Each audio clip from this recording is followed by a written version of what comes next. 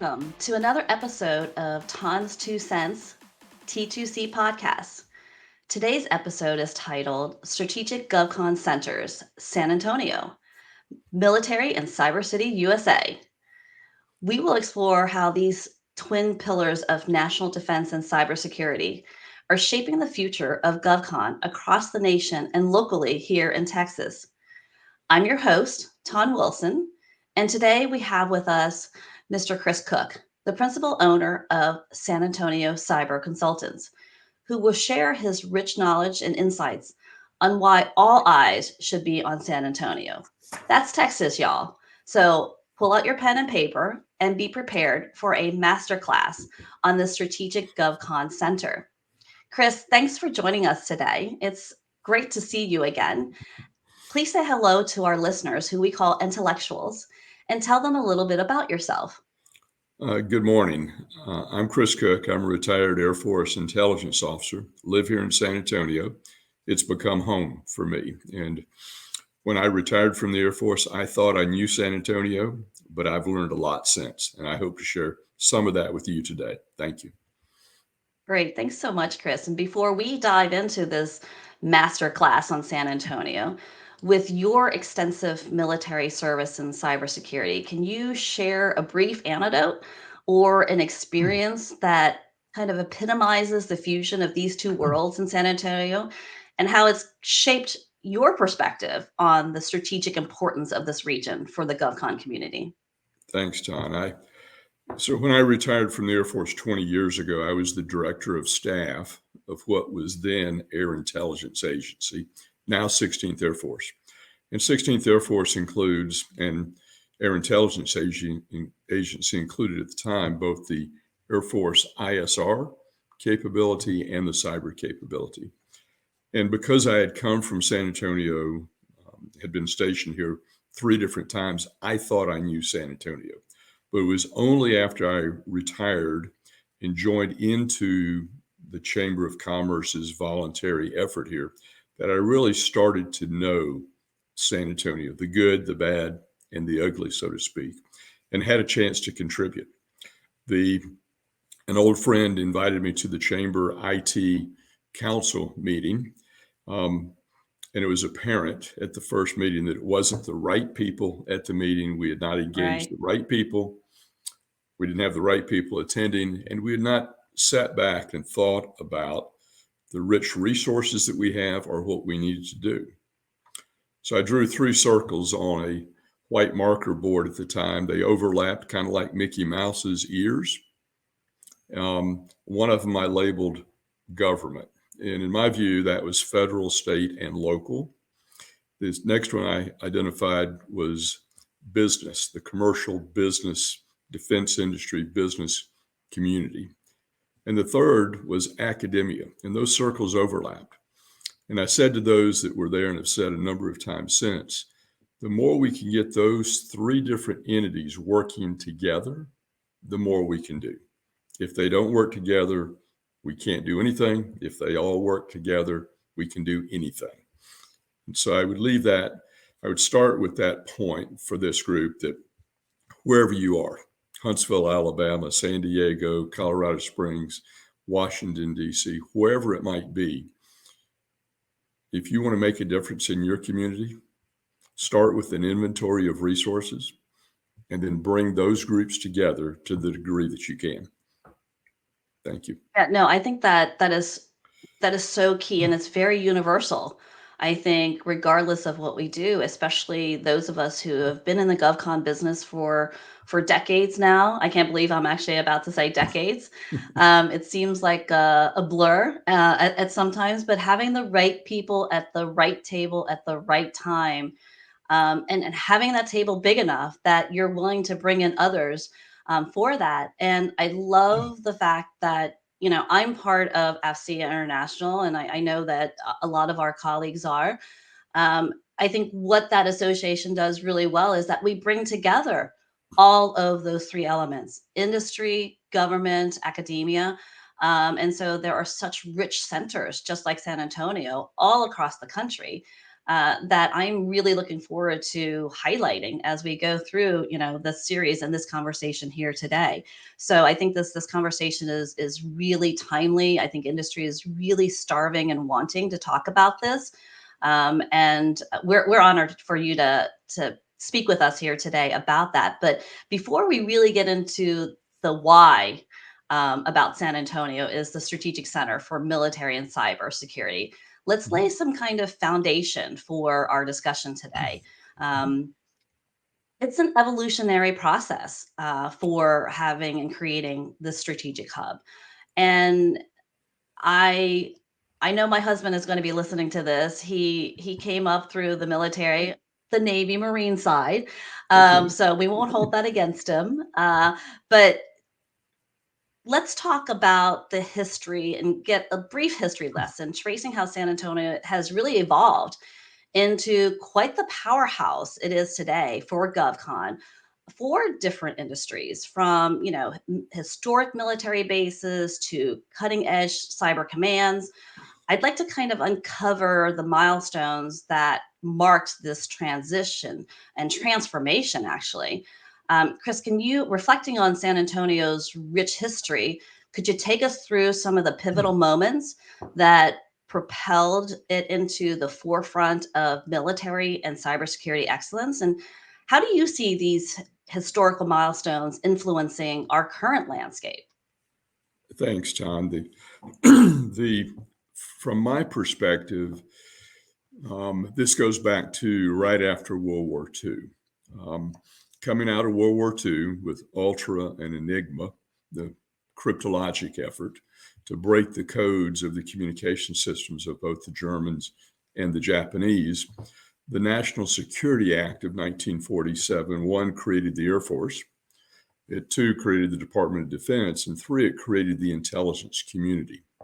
And the intelligence community at that time was smaller than what it is now, but it included the National Security Agency, the organization responsible for making codes and breaking codes, for doing communications intelligence, and for doing communications security. And part of the NSA structure were the military components of NSA. Each service, the Army, Navy, and the Air Force at the time, were tasked to provide part of the workforce of the overall NSA capability. The Army and the Navy back in those days decided that they would keep their headquarters in Washington, D.C. It was an easy answer. The Air Force, being the upstart that they were, said, no, we're going to look elsewhere. And they surveyed about a half a dozen communities across the country. The Langley Air Force Base, Virginia Beach area, Dayton, Ohio, Wright-Patterson, Colorado Springs, San Antonio. And they decided that they would go to San Antonio. At the time, that was simply because there was an empty building available at Brooks Air Force Base. By Convenient. the time they got here, covered Yeah. wagons in those days, that someone else had occupied that space. So they found temporary space and built what's still the headquarters for that component in the Air Force today, 16th Air Force. And so it started then. And over time, the defense industry grew up around that. The academic community responded to the workforce requirements of the industry and the government element, and it began to grow. And as it did, that mission evolved in time, and the organization names changed and the focus changed. C3CM, Command and Control Countermeasures, came along in the 1980s. Information operations and information warfare, were part of the doctrine. Eventually, it became cyber defense and cyber offense, and the technology evolved over that time as well. So by about 1998, Air Intelligence Agency at the time began to reach out and see where we were going in cyber. And they reached out to UTSA, the University of Texas at San Antonio, and the two entities agreed to work together on a grant opportunity focused on cyber. That expanded the discussion further into the community. And along the way, NSA and DHS created criteria by which colleges and universities could attain the designation as a center of excellence for cybersecurity. Not long afterwards, the Air Force decided they would stand up an Air Force Cyber Command in San Antonio joined into that discussion and successfully brought that entity to San Antonio to integrate with what had become 25th Air Force, the Air Force ISR operation, and eventually they integrated into what's now 16th Air Force. Yeah, that's quite a unique blend of military and cyber and the community. And it really kind of echoes the initial sentiment that we talked about is government, business, and academia. It really has defined San Antonio, which is, I think, why it's such a great center. And um, we have personal friends, members that started in maybe didn't start in San Antonio, but was stationed there for quite a while, gone other places, out to the East Coast, to the DC area, to Kansas and whatnot, and have decided and always planned on coming back to San Antonio. Right. So there's definitely this very strong drive to come back and stay here and be part of this community. Building on this historical context, how do you see the interplay between military operations and cybersecurity initiatives in San Antonio enhancing its strategic value? Obviously, what unique opportunities does the synergy create for the GovCon professionals and industry? So today, the federal presence, military and non-military, in cyber is huge in San Antonio. 16th Air Force, the headquarters component of both ISR and cyber, is here. The other services have similar activities, both in cyber and in ISR here.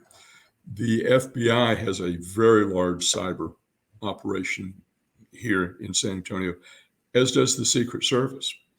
DHS, who protects the infrastructure, and part of that is cyber. CISA has 1,000 people in San Antonio. It's a huge federal presence here on the military side and on the DoD side. On the on the military side, there are a number of other activities here. The biomed space, operations and research are here. And on the Air Force side, you have Air Education and Training Command involved in flight operations, manned and unmanned. In every one of these entities, aerospace, biomed, whatever it might be, needs IT and cyber. And so there's verticals and horizontals playing there. The defense industry that supports all of those activities has grown up and evolved around them over the years. And so today, all of the large name companies are here, and many small name companies are here. In the IT space, probably 1,500 IT and cyber companies here. And the cyber part of that is large compared to any other community. 30% or more of the IT space is cyber. And so that percentage is high compared to anywhere else I can think of, probably comparable to Washington, D.C. and the National Capital Region because of the NSA DHS presence there. We're number 2 in the size of our cyber workforce here. As it continues to evolve, the community, the academic entities in the community, about 14 colleges total, have come together, collaborating with each other, but also collaborating with the federal presences here. What are your requirements? How can we help? How can we team on research like Air Intelligence Agency and UTSA did back in the late 90s? That has continued. And so that collaboration helps to bring large companies and small companies together, often with academic entities here on behalf of federal customers. Let me pause there. Yeah, no, that is a lot. You've rattled off a lot of three-letter agencies, and for those of you who are new to GovCon, I apologize, but this is not a GovCon 101 series or podcast. So you can pull up Acronym Finder and put in all of those acronyms and get an understanding as to what we talked about. But um, there were a lot of three-letter agencies kind of mentioned in there that reflect a lot of the Intel side, which I think, we're not going to talk about the Intel here today, but one of the things that you've mentioned, a lot of it I recognize. I think a lot of it our listeners will recognize. The aerospace, obviously, because Air Force and IT and ISR, but biomed.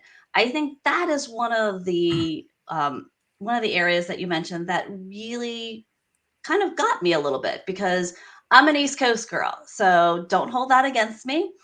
I am a Virginia expat now, which I am very proud to say that I am.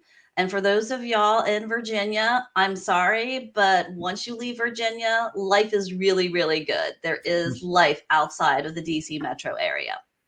I am living proof that it does happen.